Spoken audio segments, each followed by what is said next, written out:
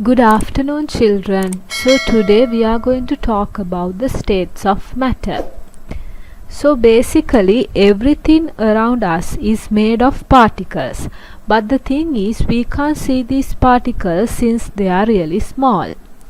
This chapter looks at the arrangement of particles in solids, liquids and gases. We also talk about how particles move in these three states. The nature of the different sorts of particles will also be discussed. So let's move on to the objectives. At the end of this lesson, you should be able to understand the three states of matter, understand the interconversions between the three states of matter, understand the experiments, some experiments are there, and also you should be able to know the meanings of the terms solvent, solute, solution and saturated solution. So states of matter. The three states of matter are solid, liquid and gas. So basically you can understand, if you try to go through a wall, you can never do it. But if you try to walk through water, even with a little bit of resistance, you can do it. And walking through gas is really easy. So that is the basic thing. From that you should understand that there is a difference between these three states. Now we are going to talk about the properties of these three states separately. Properties of solids.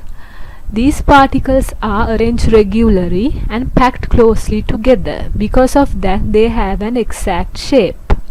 Particles are only able to vibrate about fixed positions. They cannot move alone. They can just vibrate.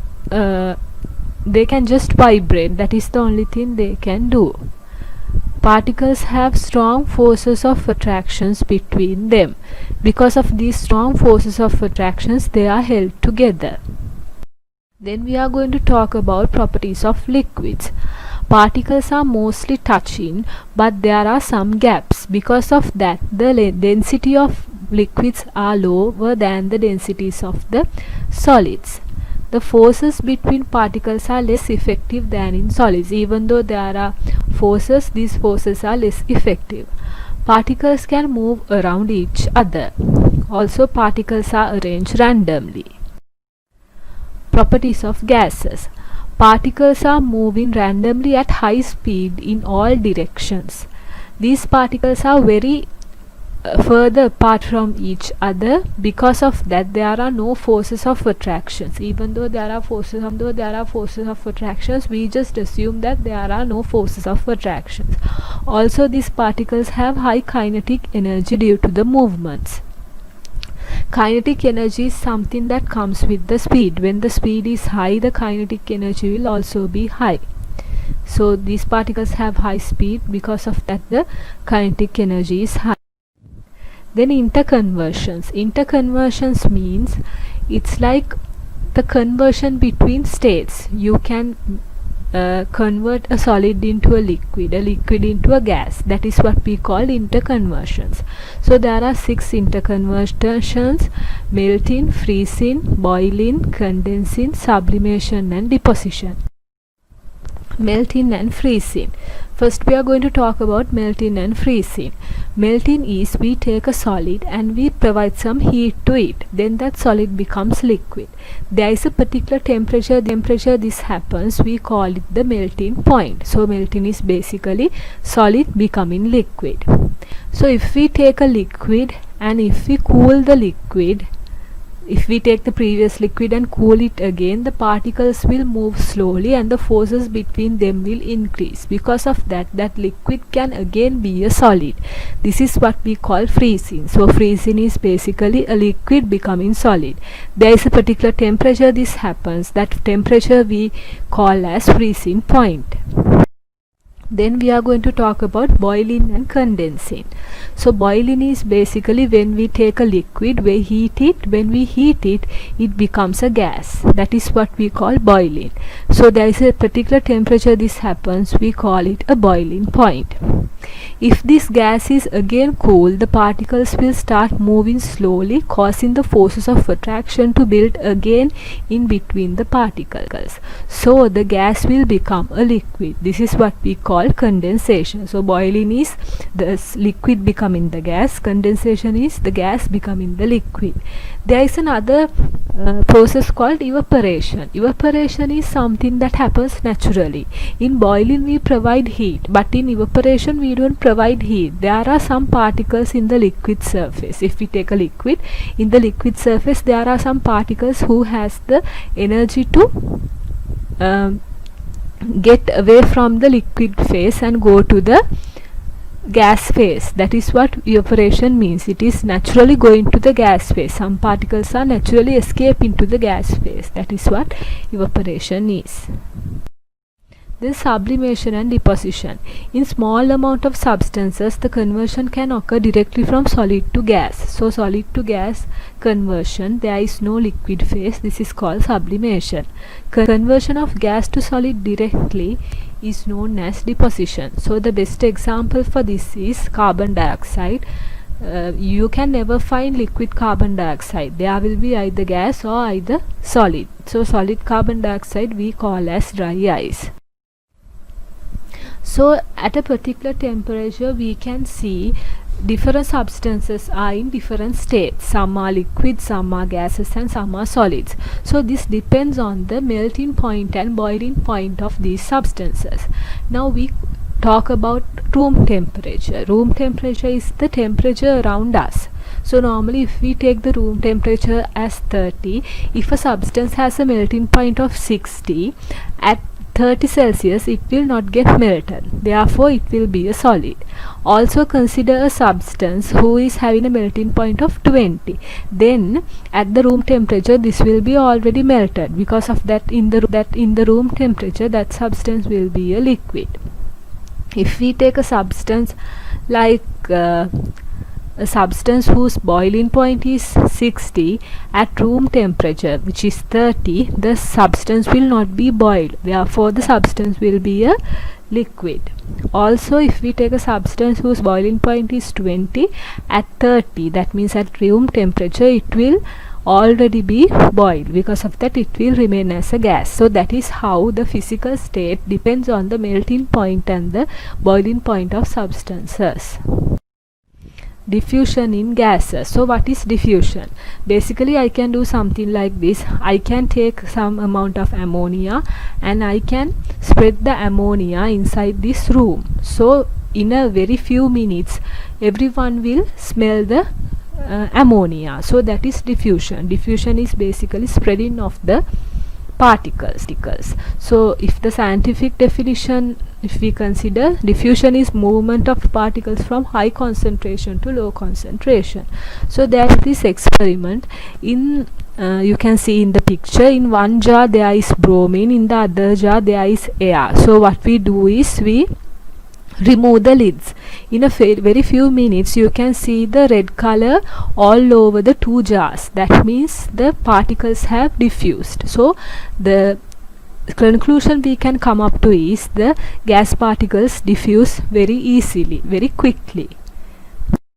Then we will come to another experiment. This is the reaction between ammonia and hydrogen chloride. So we have a big tube and in one end we have cotton wool soaked in concentrated ammonia solution. In the other end we have cotton wool soaked in concentrated hydrochloric acid. So what happens is these two diffuse along the tube and they meet each other and then they form a white ring closer to the hydrochloric end. The reason for this is ammonia can diffuse faster than hydrochloric acid. Because of that the ring will be formed near to the hydrochloric acid end. Then we talk about diffusion in liquids. Like diffusion in gases, both gases and liquids can diffuse, but the diffusion through liquid is very slow. If we do an experiment, we can take a big jar of water and we can put a small jar of potassium permanganate inside it. So you can see it will take days for the potassium permanganate to diffuse all over the water. The reason for that is there are so many particles when it comes to liquid, and it is not easy to move through liquid particles. Because of that, it will take so much of time to diffuse. Then we are going to differentiate what is solute, solvent and solution. The substance that is dissolved is called the solute. The liquid it dissolves in is called the solvent. The liquid formed is called the solution. We take a little bit of sodium chloride and then we mix it in water. So the solute will be sodium chloride, solvent will be water, the solution will be sodium chloride solution. That is the basic thing we need to know. Then solubility. Solubility of a substance is basically how much substance is dissolved in a given solvent. That is what we call solubility. So the scientific definition of solubility is the mass of solute which must dissolve in 100 grams of solvent at that temperature in order to form a saturated solution. That means to form a saturated solution, how much solute should be dissolved in the solvent. That is what we call solubility. So what is a saturated solution? A saturated solution is when we get a solute, we add the solvent. We get a solute and add the solvent, we dissolve it. At some point you can see you can't further dissolve. The substance is not, the solute is not getting dissolved. So at that point we say that a saturated solution is formed. Okay, that is saturated solution. So then next we are going to do an experiment. We are going to measure the solubility of potassium nitrate in water at 40 Celsius. So you can see the apparatus, you can see steps by step. So first we weigh an evaporating basin, then we heat a boiling tube of water to just above 40 Celsius. Then we add potassium nitrate to the water in the boiling tube and stir rapidly until no more of it will dissolve. And then we allow the solution to cool to exactly 40 Celsius. Then we pour off some of the solution into the evaporating basin. It is important that you only pour off solution and not solid, because this is a saturated solution. You don't have to pour off all the solution also. Weigh the evaporating basin and the contents. Heat the evaporating basin and contents gently to evaporate off all the water. When it looks as if all the water has evaporated, weigh the evaporating basin and contents. Heat the evaporating basin and contents again and then reweigh.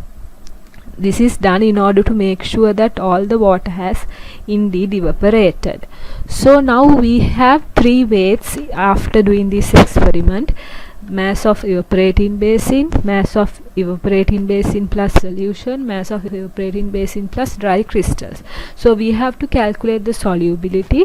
To calculate the solubility, we need the mass of solute and mass of solvent, as you see in the equation in the slide.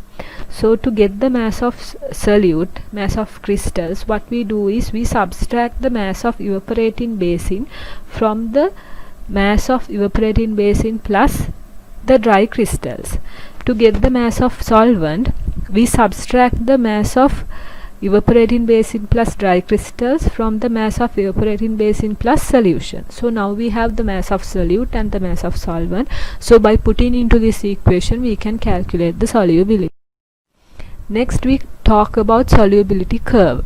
The solubility of solids change with temperature. The solubility curve has the temperature as the x-axis and the solubility as the y-axis. So for different substances you will get different solubility curves. So for a particular temperature we can see the solubility. If we know the solubility, we can see the temperature. So using these curves we can do calculations.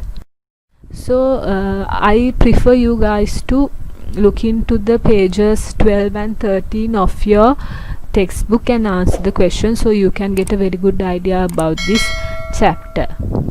Thank you.